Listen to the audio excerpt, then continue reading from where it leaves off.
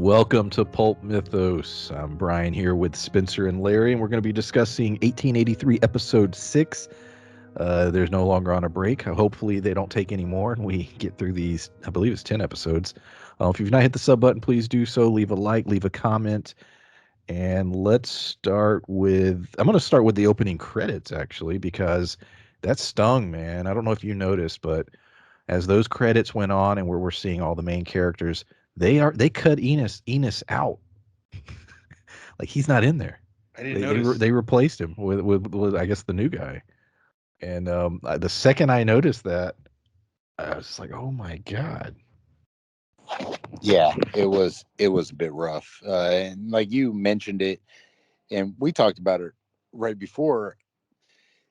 It's funny that when we watch opening trailers, and we've seen shows where a character dies off, they finish out the season, you still get the opening credits. Spoiler alert for Game of Thrones. If you don't want to hear, please just close your ears for 2 seconds. Whoa, whoa, whoa, whoa.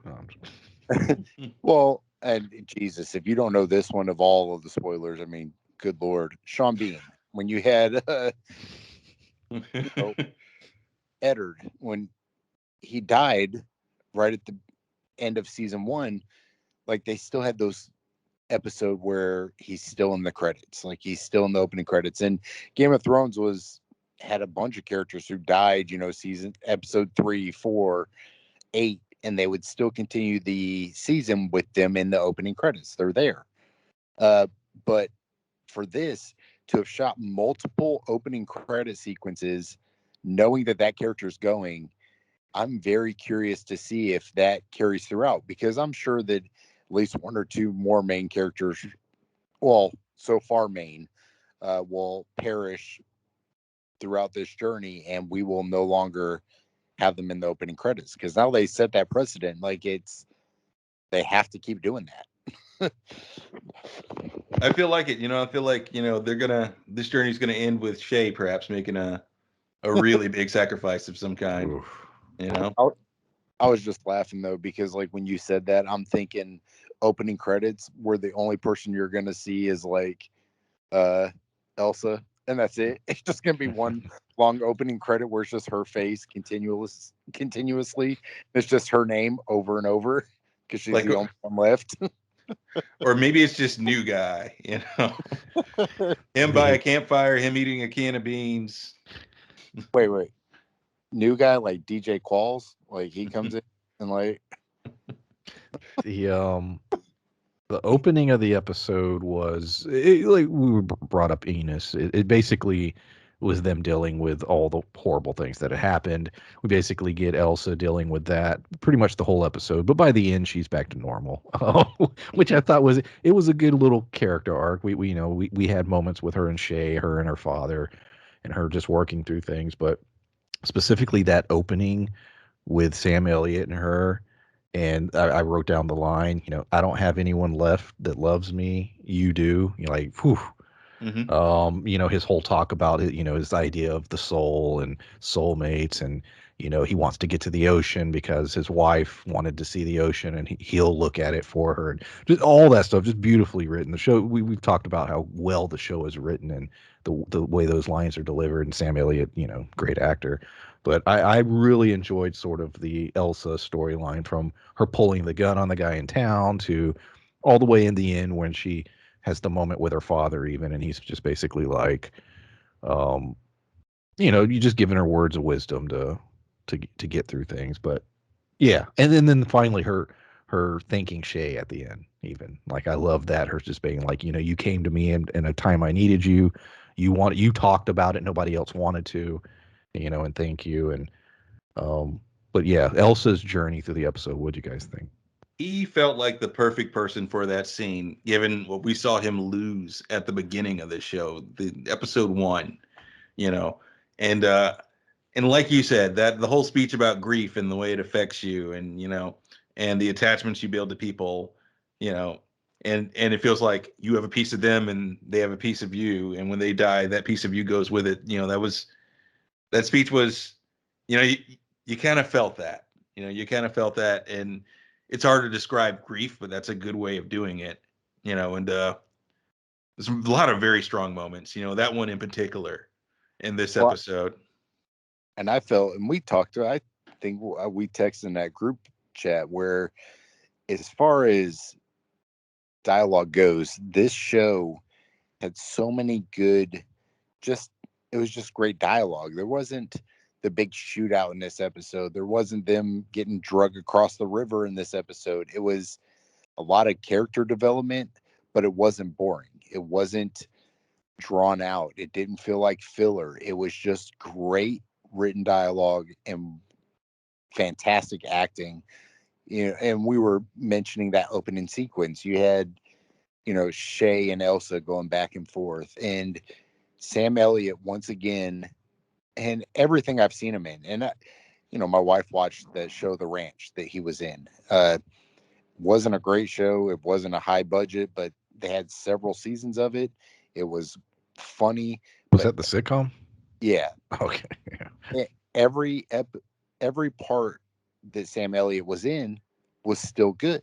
And he's just a great actor. Even, and we've talked about it too, we have Big Lebowski. He's in it for like a very short period of time and does But great. He makes it, man. He makes that movie. Yeah. But that's what I'm saying. There's memes with him just from that one scene. Like, Tombstone. He's just a wonderful actor. And Roadhouse, man. Playing oh, around, dude. hell yeah.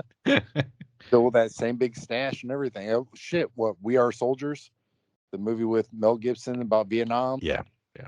He still has one of my favorite quotes of all time was in that movie. It's the, I think it's Mel Gibson walks by him and he's like, "Good morning, sir," and he's like, I think it's something to the lines of, "Who the fuck are you to tell me what kind of morning it is?" or something like that. And he's just such a good actor, but that sequence in it, that's a personal pet peeve of mine.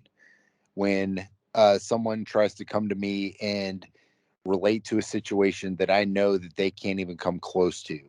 And they're just like, "I'm sorry. I know exactly how you feel." But like, fuck you. You don't know how I feel. Like, but in that specific situation, he knows exactly how she feels. And, it's one of those things where it was so well communicated and so well done that it was moving.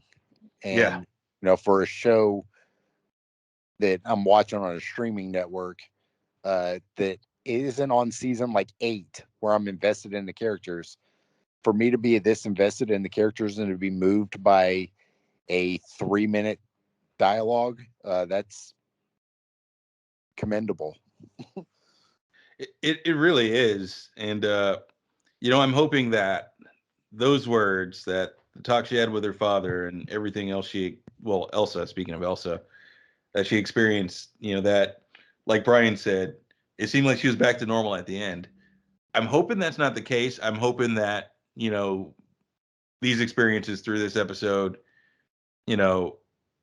gave her just sort of like the willpower to try again. And that's what they were trying to, display, that, she had a bit of an up after, this serious down, and that was it, because if she's just happy-go-lucky for the rest of this, if she's still pretending that she didn't murder that dude, that's not going to make a lot of sense. But I did love though how he that was a great line. He's like, "You didn't kill him. He was already dead." yeah. He's like, "Whether we hung him in that tree or we let him bleed out, he was a dead man." And then the whole talk about the drummer, the flag bearer, excuse me.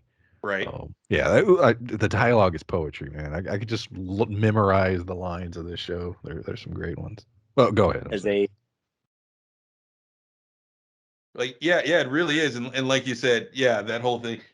But I was just saying that I believe that's something we said last week, that it was likely that's what we were expecting, that they would either hang him or shoot him or what have you. That's exactly what I thought was going to happen. And as being a dad, just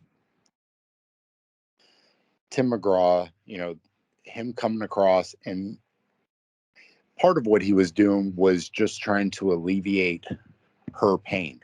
Him trying to give her a story, and he doesn't want to feel pain himself, but his daughter feeling pain is the worst thing imaginable to him, and to give her a sense of that's not for you to do, that's my job, like that. Even the scene with Sam Elliott, like that part choked me up.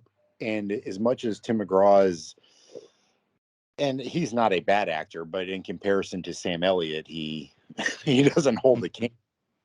But in that scene, because of my relationship with my own kids and stuff, that scene itself choked me up. I was like, fuck it. Just knowing what he was trying to do, like, choked me up. Like, it was bringing, a little bit of tears to my eye, but made it hard for me to like say anything. I was just sitting there like, oh, goddamn. Well, yeah, and he doesn't seem like a guy who emotes or talks out his feelings a whole lot, So I mean, it seemed like it took effort for him, and it seemed very in character, for him to work up for him to try to figure out the right words to say to her, and for it to take that much time, given the type of man that he is. But like you said, the whole flag bearer thing, that was an interesting speech too, because didn't even think about that as a possibility, when he was giving the speech, and didn't think about the age of the person he was saying he had to kill, that he was essentially killing kids when he was killing the flag bearers. Yeah, absolutely. Yeah, I can't imagine that. I mean, we got a little glimpse of it in the one little flashback scene. Curious how many more of those we're going to get. And then, segue, in that scene, we had Tom Hanks, and now we have Rita Wilson making a cameo as a shop owner. And we also get sort of Elsa dealing with her problems, but now, Margaret is still frustrated with her husband and just sort of the situation their family's in. And she's very angry, and she has a lot of lines of, I won't forgive you. Look what it's doing to our daughter. But through the course of the episode and her realizing, look, we're a family, we're going to get through this. It is what it is, as they say. And she tells her husband at the end, no, we're good. And, I've moved past it. But I did enjoy the sort of, she needed that moment of just to unwind, and spends the afternoon and evening with this woman. They have a couple drinks and just sort of literally just unwind. And I thought, I enjoyed it. It was fun. But any thoughts on Margaret or that particular story? Well, that was, you go ahead. I 100% believe that the scene with Tom Hanks and the scene with Rita Wilson were all filmed the same day. They showed up. They were like, around the corner, and they were just like, hey guys, since we have you here. And because his scene was on a battlefield with the trees and stuff, and their scene was in a town. They did a big scene at I'm trying to remember the town they were at before that. Fort. Shit. I don't remember. But these town areas, I'm sure they're all lined up and filmed pretty much back to back, and all the open field sequences are filmed back to back. I'm sure the Rita and Tom was filmed those same 2 days. They just said, hey, come on out. Yeah. And gotta forget her name right here. Starts with an M. Margaret. I'm so bad with names. Yeah, like you said, her unwinding and everything, I felt like that was needed because, it may not be something that's, your first thought, but if you think about it, she's kind of lost the most on this trip. The focus isn't on her much, but she's kind of lost the most because she lost her sister, her niece.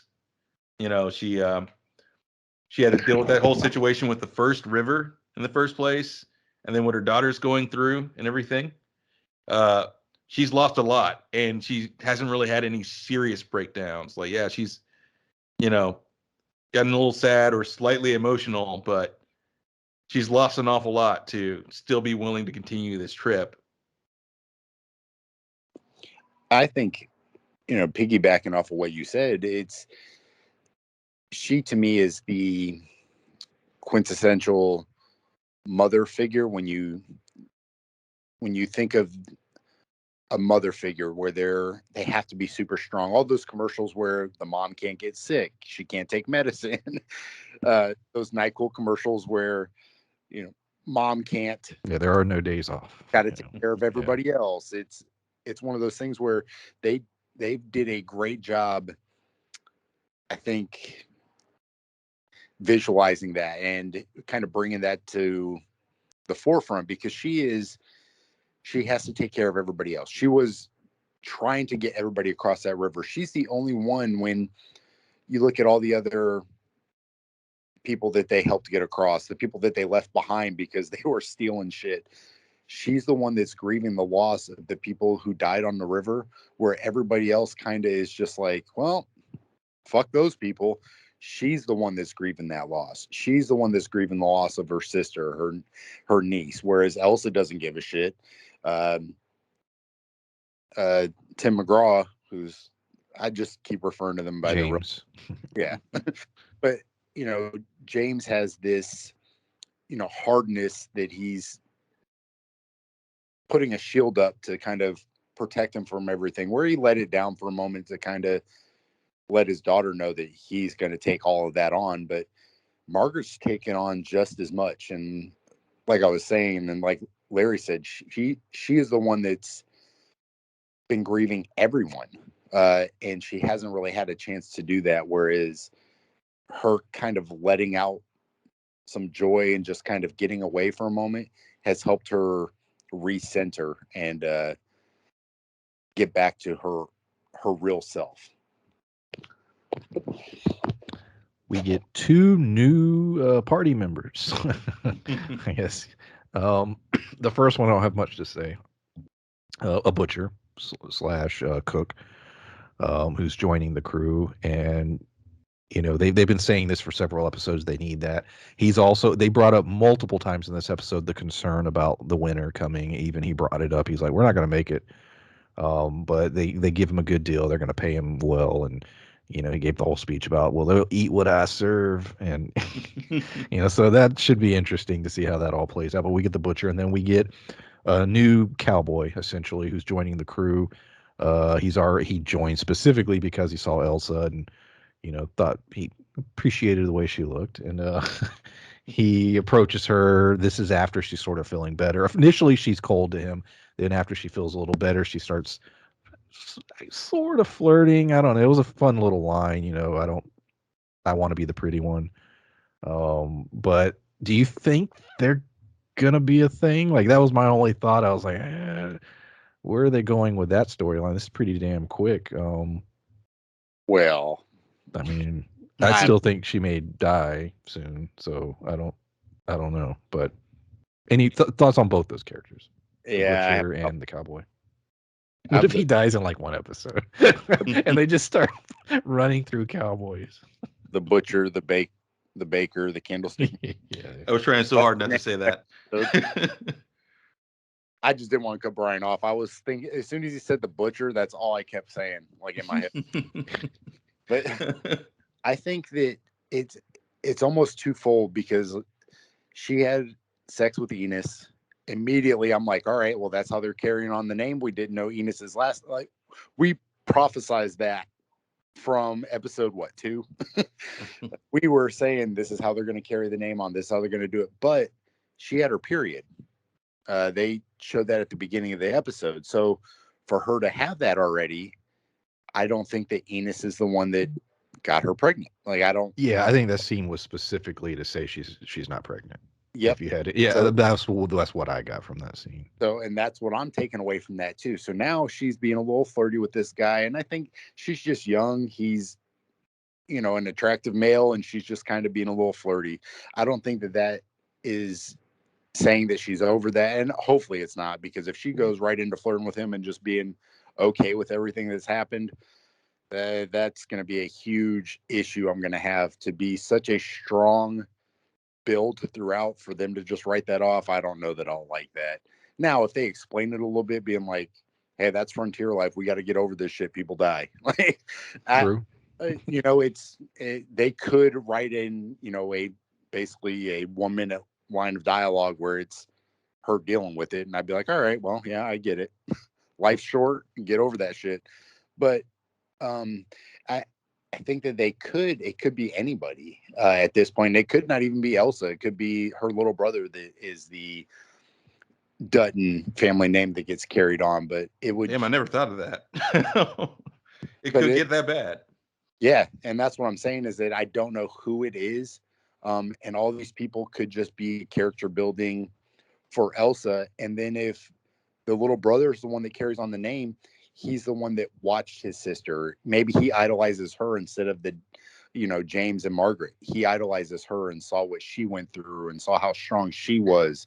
So he emulates his whole life after her and not mom and dad. So there's a lot of ways for them to do it. And I like that it's still a mystery. We don't know. But like you said, if they do that one little line of dialogue or like, life's short, live it up. And she's just like, well, he's hot, I'm gonna fuck him too. Like, I don't care, but I think that we need some sort of segue or explanation for me to be okay with it. But I do think that it'll happen. But I think that one line that she said that I like to be the pretty one, she might go for Enos's friend. It might not even be the attractive dude. It might be the other one. Yeah, because like I was saying, him and Enos look kind of alike, so that's a possibility. But and I agree with you on that. And I was thinking that too when Enos passed. But I thought if it was going to be him, it would be like later in the journey.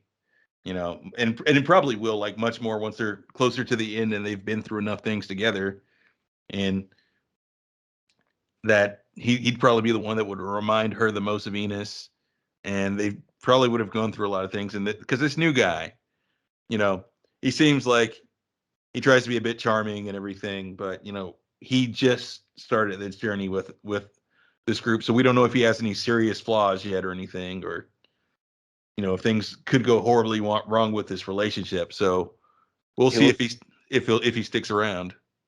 It looks like the Dollar General version of Tom Hardy. Yeah, he does. That is a good description. That's great. Well, he'll go far then, because that's all you need to be, in Hollywood. But yeah, it's like, but like you said, I really hope that this seeming rebound, that we get more in the show addressing her depression, or the fact that maybe she's bottling up some issues while she's flirting with this guy. Let's talk about the man, Thomas.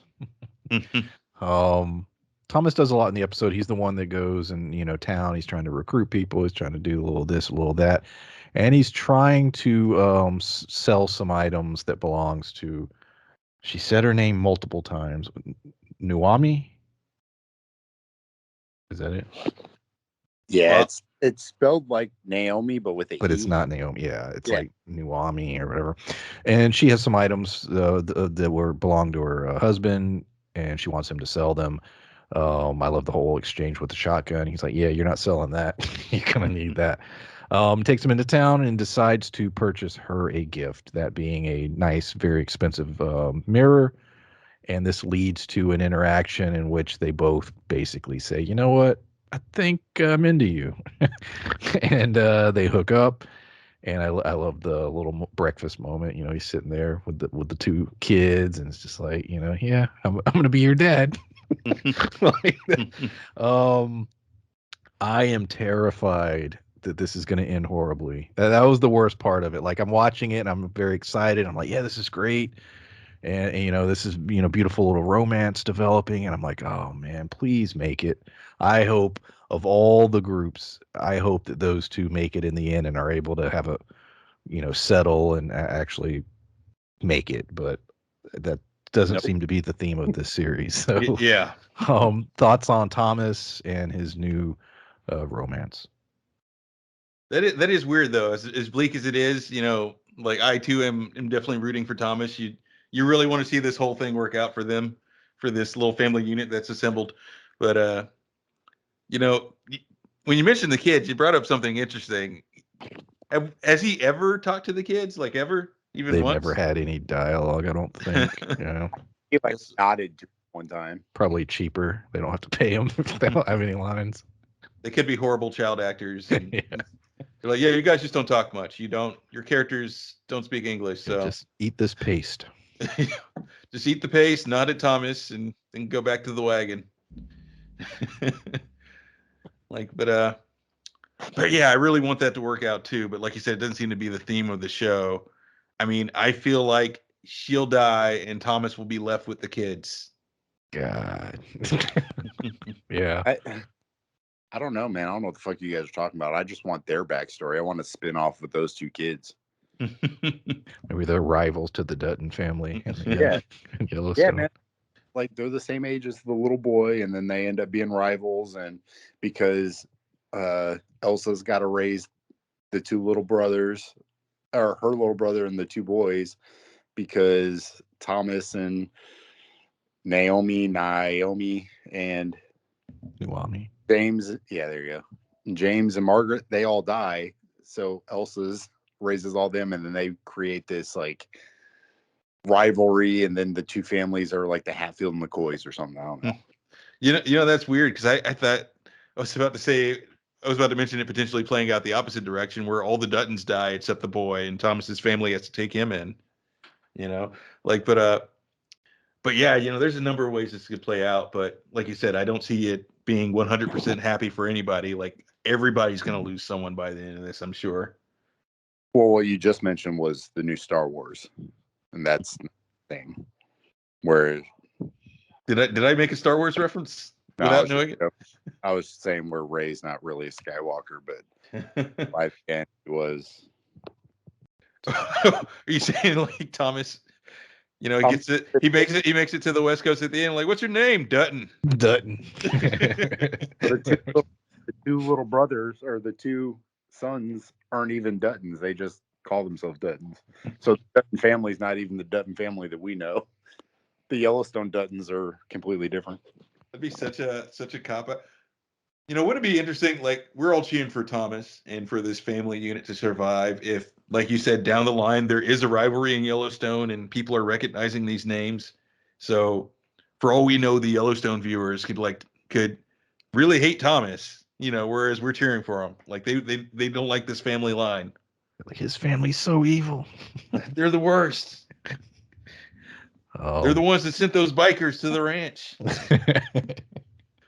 You get recommended that clip all the time too. I watched that clip. Oh, did you? I kind of want to check out Yellowstone now. I know, right? Yeah, none of us have watched Yellowstone. Well, Spencer, you watched some of the first season, right? Yeah, I watched half of the first season. Okay. Yeah. That was it. Outside of this is important actually. Yeah, let's go into this real quick. So they got to cross another river, and they make the decision to do it in a way that's the least dangerous. They're going to ferry everyone over on boats. They're going to have only the experienced people taking the wagons across, and basically their goal is to not lose any life. Now that's a great goal, that's a great plan, but it will take extra time. It'll take a day or 2 to accomplish it. They point out winter is coming. What are we going to do? But then they also realize the morale is so low and things are going so bad that they can't have another day like they did when they crossed the first river. So, there's a little bit of conflict there, but they all basically agree, yeah, that this is the best way to do this. Winter is good. I can't wait till that happens. They've been building that up the entire series. Clearly it's going to be brutal when it does happen in the show, but what did you think about the sort of decision to do it this way, as far as crossing the river and the build up to this winter? They got to get it. They got to get that done and over with now, because it's the way they're talking about winter. It sounds like it's going to be brutal as hell. And well, like if winter's what they're truly dreading. I mean, given the people that they've lost already, they definitely want to get across this river as soon as possible. That said, I was trying not to laugh while you were talking, because I had the thought of, okay, they get across this river, they crest that hill, and there's another river, because this is where the river forks.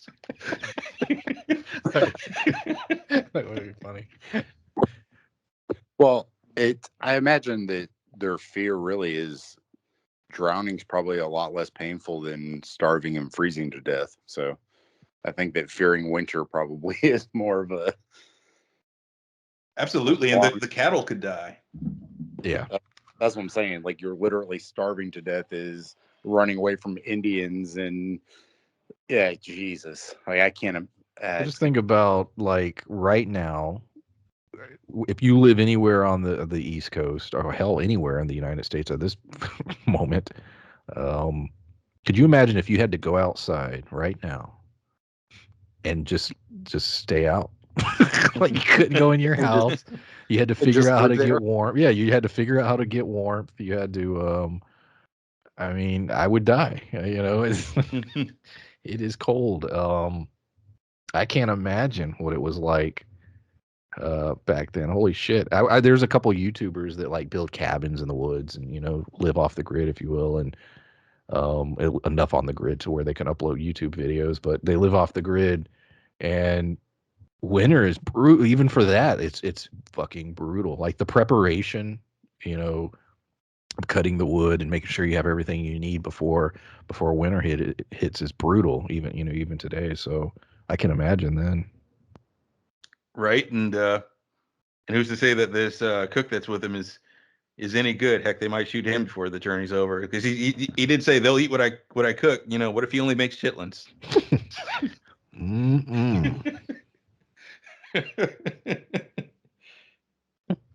Like, what does the camp always smell like on the latrine? Doesn't make beef jerky or anything. He only knows how to prep chitlins. And pork brains. Chitlin and pork brains.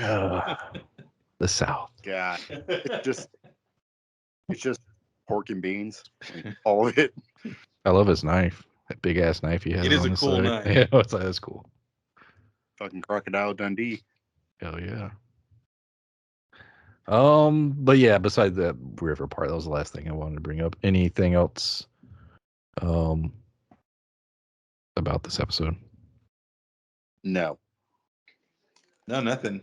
Just like I said earlier, this is another one of those shows that really surprised me. I didn't think I'd watch this and then want to go back into Yellowstone, but now I really kind of want to check out Yellowstone. I just got to make the time. I'm sure we're missing references and whatnot.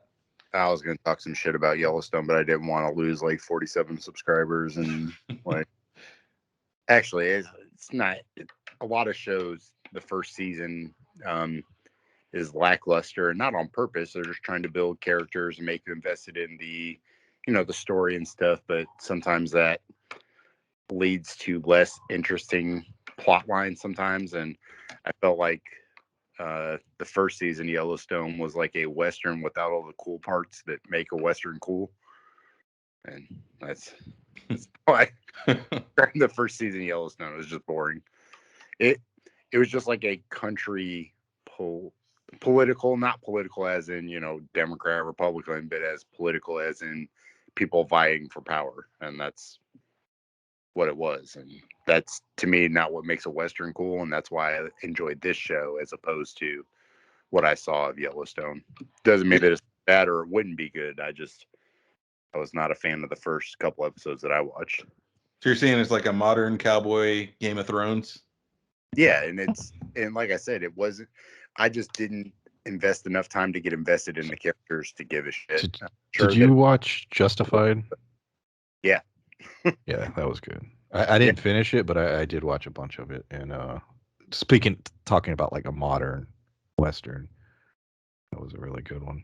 It's coming back. No shit. Nope. Well, yeah. I haven't seen Justified. God, hasn't it been off the air for a while? You said it's coming back. Yeah, they're bringing it back. They just announced it a couple weeks ago. That's surprising. That's the only reason I haven't watched it, because it got canceled as I was gonna, start watching it. But yeah, I might check that out now. But I don't know. I'm just saying, based on what we've seen in 1883, if the show has anything, if the tone is anything, like 1883 in Yellowstone, then it could be very much like watching, something that, like a grittier Western, even if it is modern and has a lot of those modern trappings. It could be almost, well, maybe not on par with something that Cormac McCarthy wrote, but close to it. That level of grit. It wasn't that gritty.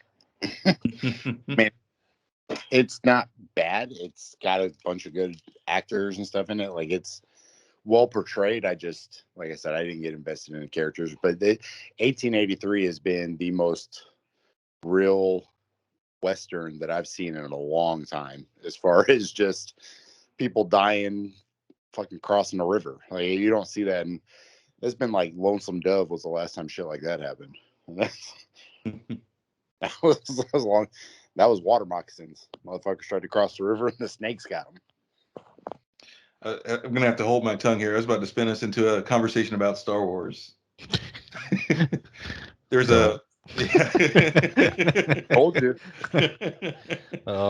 Anything else about 1883? No. All right, we're gonna wrap this up. We'll talk about Star Wars while I'm editing. All right. Look out for our Raised by Wolves review. Should be up this weekend. We have our Righteous Gemstones reviews up. Snowfall coming up later in the month. Big Sky's returning as well. So check all that out. Appreciate everyone listening, and we will see y'all next time. Well, bye. Bye.